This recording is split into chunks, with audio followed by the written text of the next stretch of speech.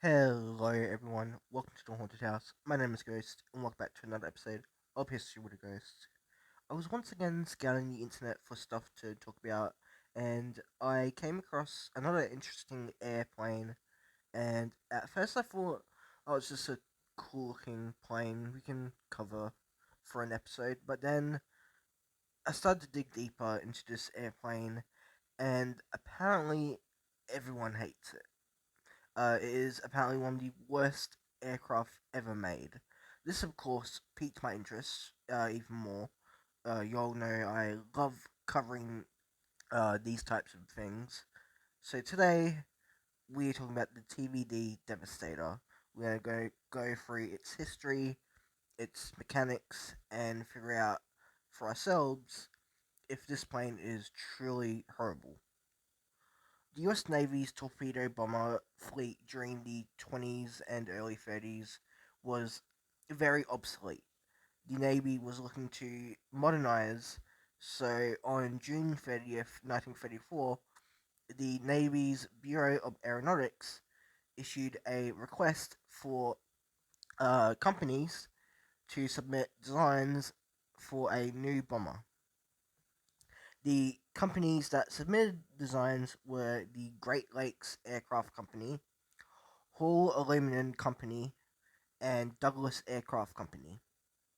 Great Lakes' submission was a outdated biplane, which they didn't want, and Hull Aluminum made a float plane, which couldn't fit on a aircraft carrier. So in the end, Douglas's design won. The Douglas aircraft was called the XTBD 1.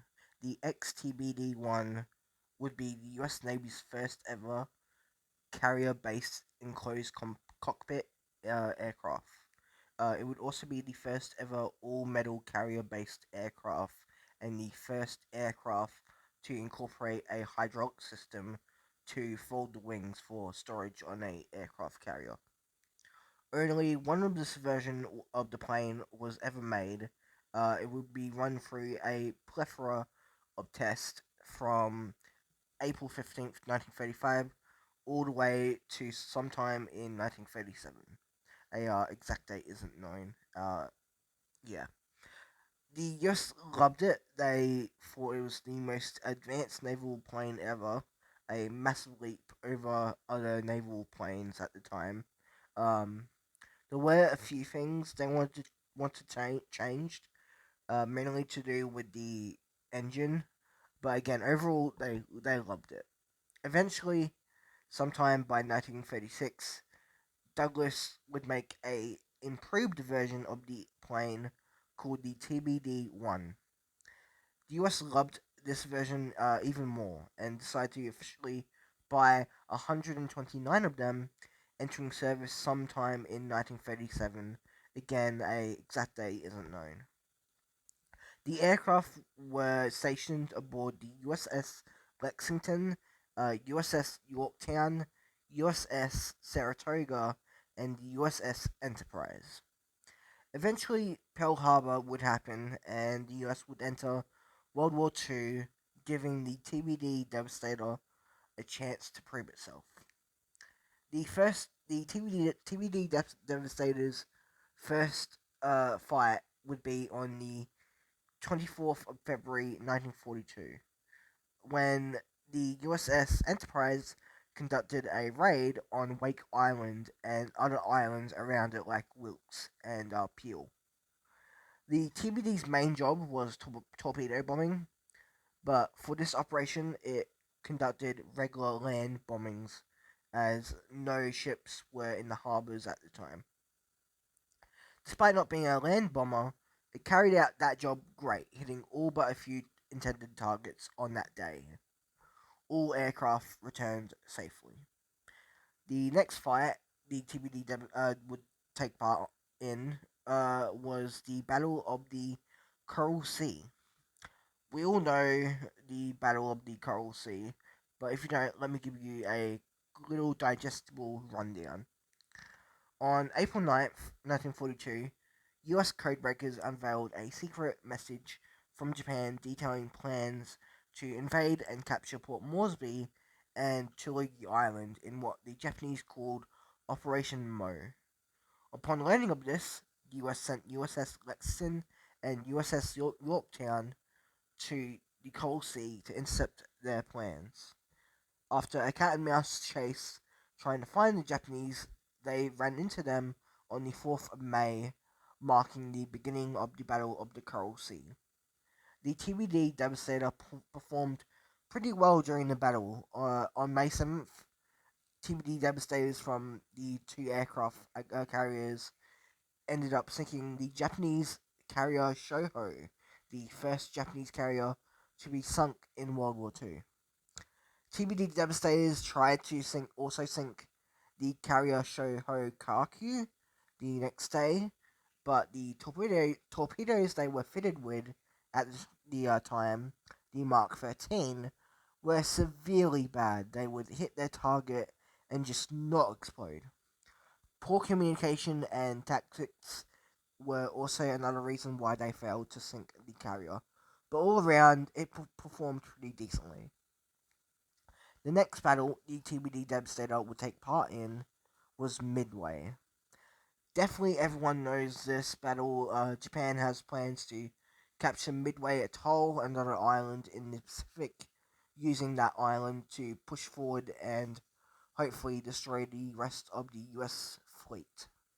The US once again deciphers their codes, stating these plans, and warned people on the island and sent carriers to the island to ambush the Japanese, with combat starting on the 4th of June. This battle was absolutely hell for the TBD Devastator. It had no support during this battle and was going up against aircraft way faster than them.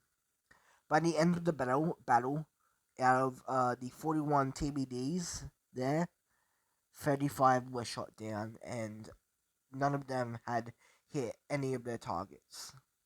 Immediately after Midway, the TBD Devastator was taken out of the war and scrapped. They kept some for a while for training, but by November of 1944, all were scrapped. There is no known TBD Devastators around today. They're all gone, which is sad. I feel like they were kind of too tough on it. That is the operational and development history. Now for the guts. The TBD Devastator is crewed by three people: the pilot, uh, the bombardier slash navigator, and the gunner slash radio man. The plane is 35 feet long, has a wingspan of 50 feet, and is 15 feet high. The aircraft weighed 9,862 pounds, fully fueled and loaded. It was powered by a single Pratt and Whitney R-1830-64 twin Wasp radial engine, which produced 900 horsepower.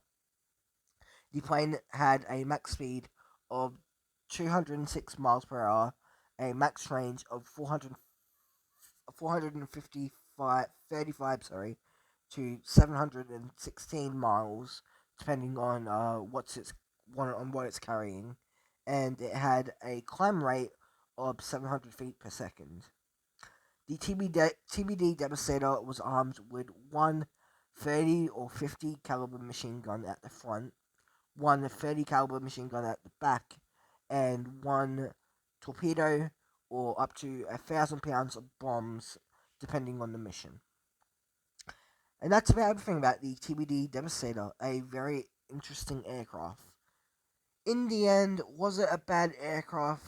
Yes, I'd say so.